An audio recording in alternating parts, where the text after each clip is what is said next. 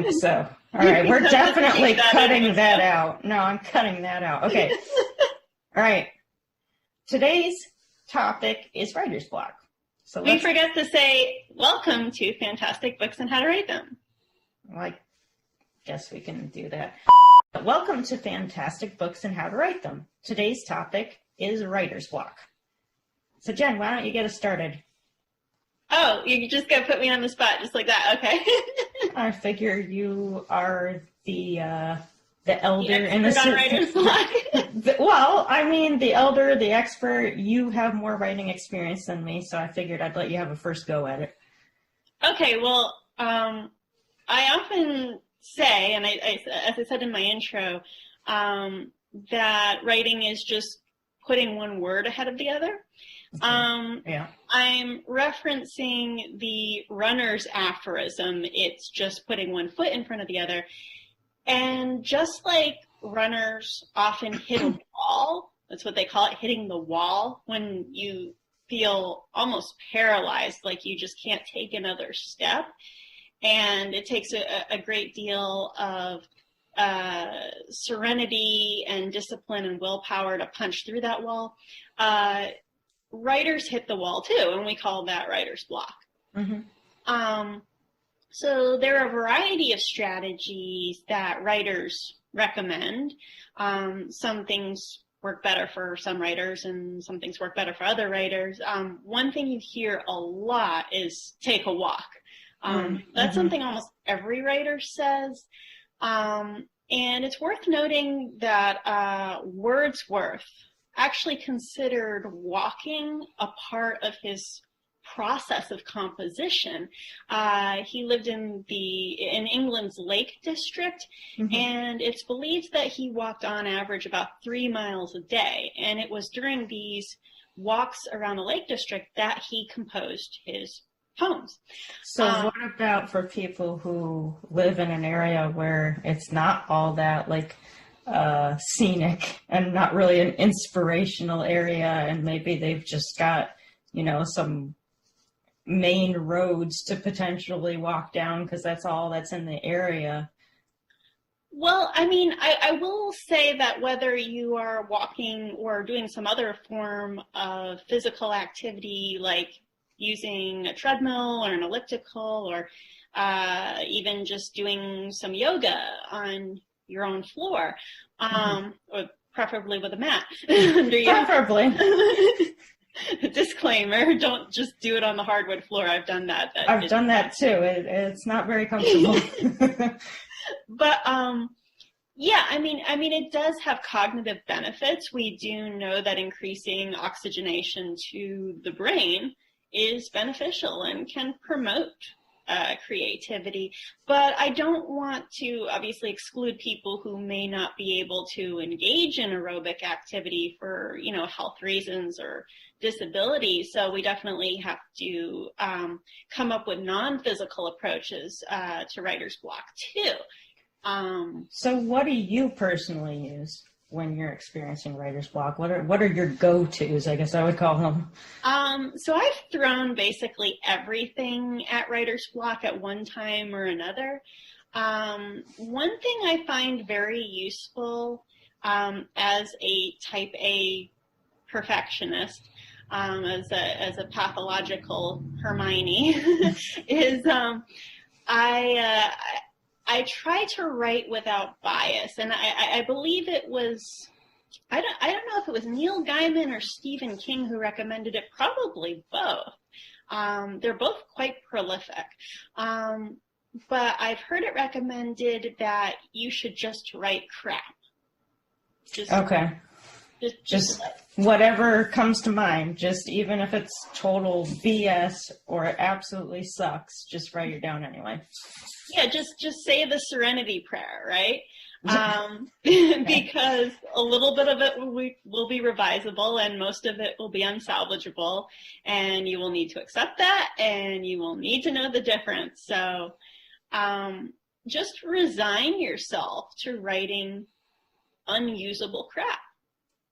I found that to be very liberating for a start when I've managed it. And I've actually gotten whole short stories out of that exercise. So it's basically free writing without prejudice and without pride.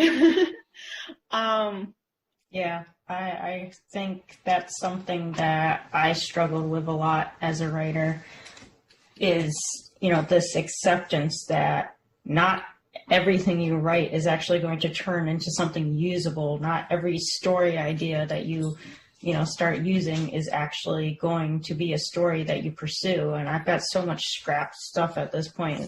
I could probably make an anthology out of my scrapped stuff, but it's just a matter of coming to that point in your life as a writer where it's like, it's okay that I'm writing this stuff and it's just going to get set aside and I may never even look at it again.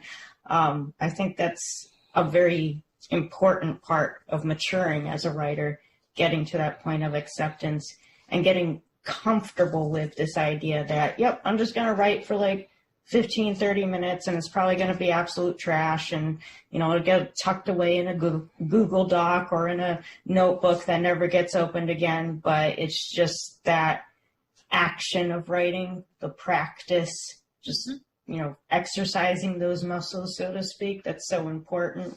It's so important to do these, to do these rituals within your writing. They're not going to come to anything in and of themselves, but that is not the point.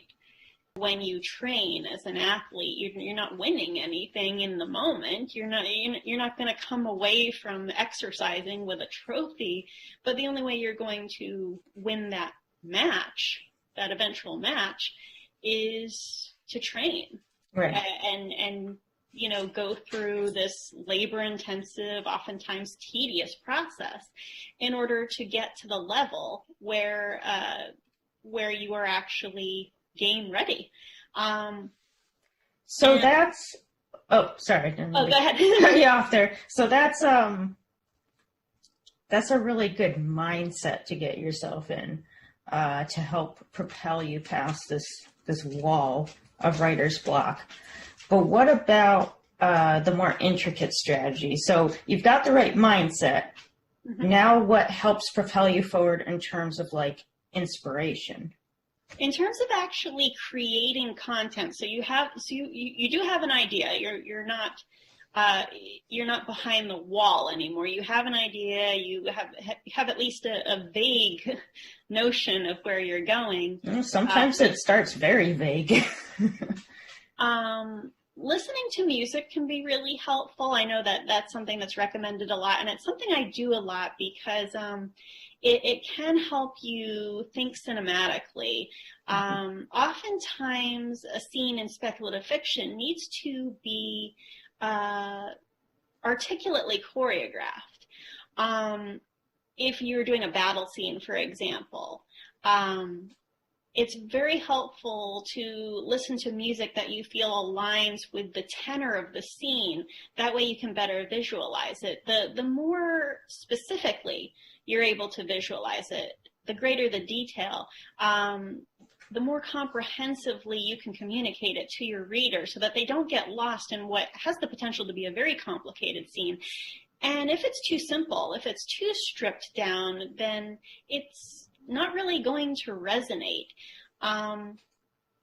I think we as speculative fiction writers both know that you can't take an exclusively bird's eye view in a battle scene, but neither can you zoom in over the shoulder and remain there like it's a, what's the term in video games where you're right over the shoulder? Is that what they call it, over the shoulder? Mm-hmm. Okay, so you can't remain over the shoulder the whole time because the reader needs to know the cumulative outcome of the conflict, right? But you can't remain in bird's eye view the whole time because hopefully you have gotten the reader to invest at this point in individual characters and their fates. So you're zooming in and out, in and out, in and out, and you have to do this in a balanced way that is tonally consistent. And it really helps to have a kind of soundtrack going on in the background. Mm-hmm. That's just my personal opinion.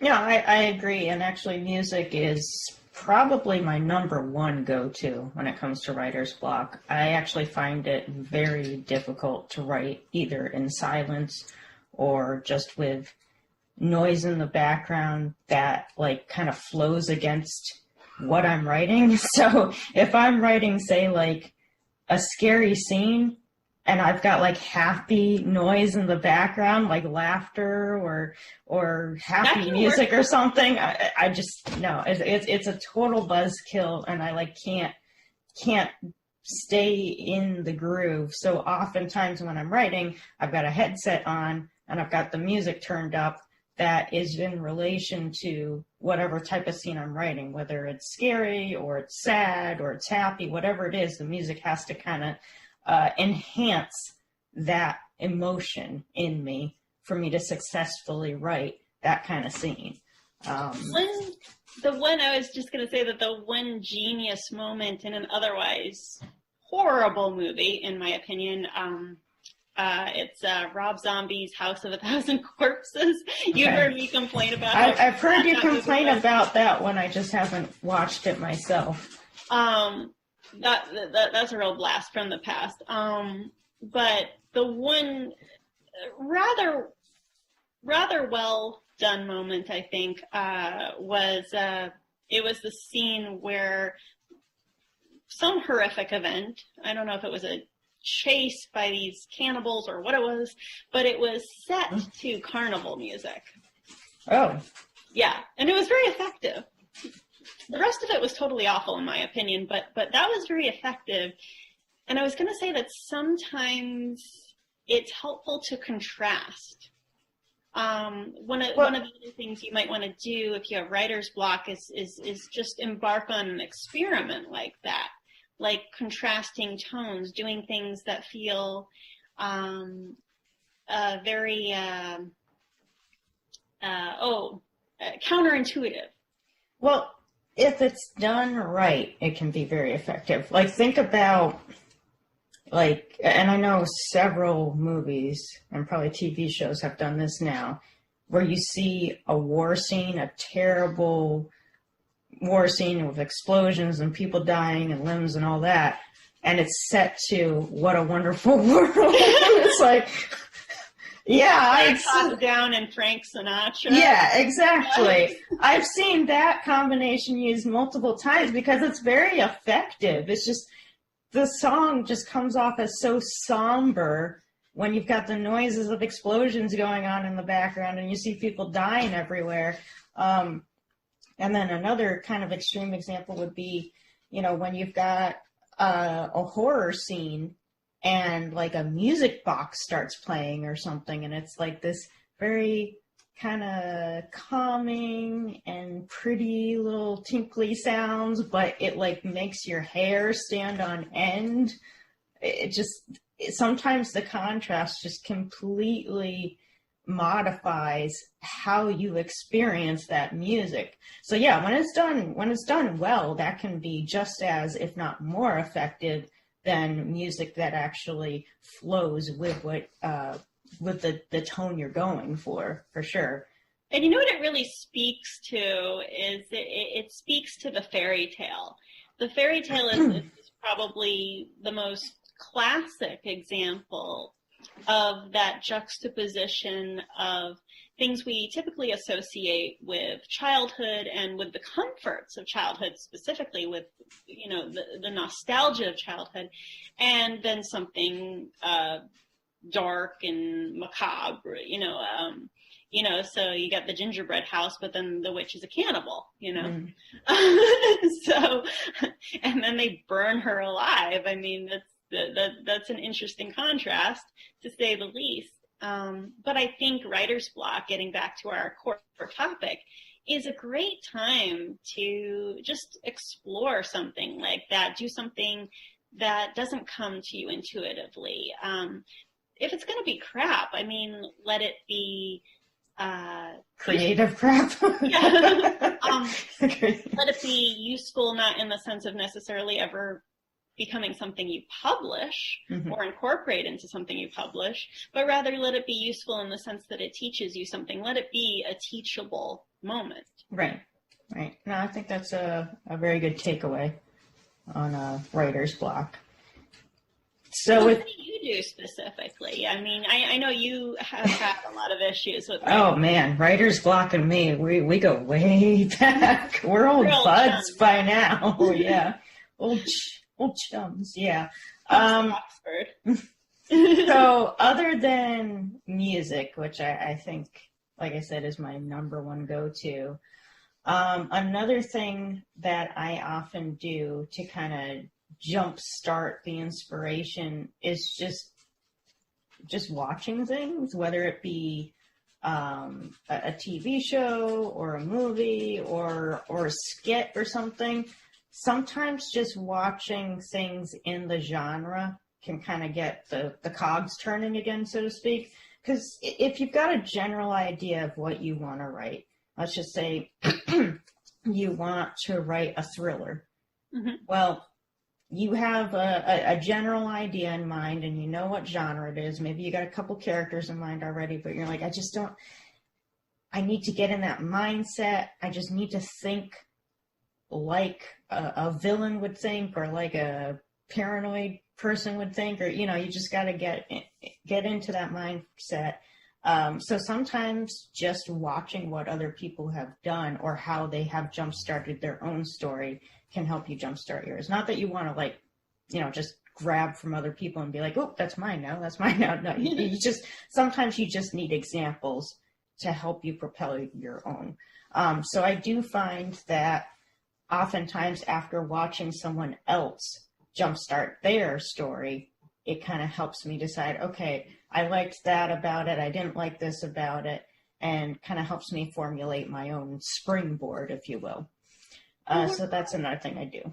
Oh, sorry. Now I'm. That's okay. We're gonna get better at this. I don't know about that. I mean, interrupting is just a natural part of the relationship, so I just accept it. Family. Oh my gosh. Dad just steamrolls. Yeah. Worse than you. So what were you saying? Uh-oh. Give me a second. Never mind. I'll keep going.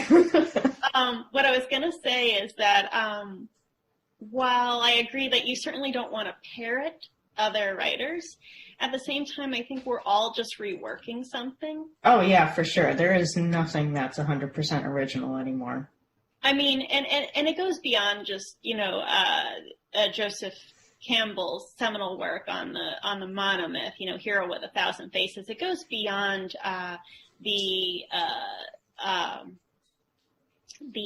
hero's journey, and we're constantly reworking stories we've heard both in real life and in a fictive context. I mean, we're constantly recycling what we hear. We first internalize it and make it part of our own narrative, and then we externalize it as a kind of self-portraiture. Right. So I like to think of Oscar Wilde in The Critic as Artist. He talks about how the critic is an artist, how they analyze an existing body of literature, an existing literary work, and they make inferences about it.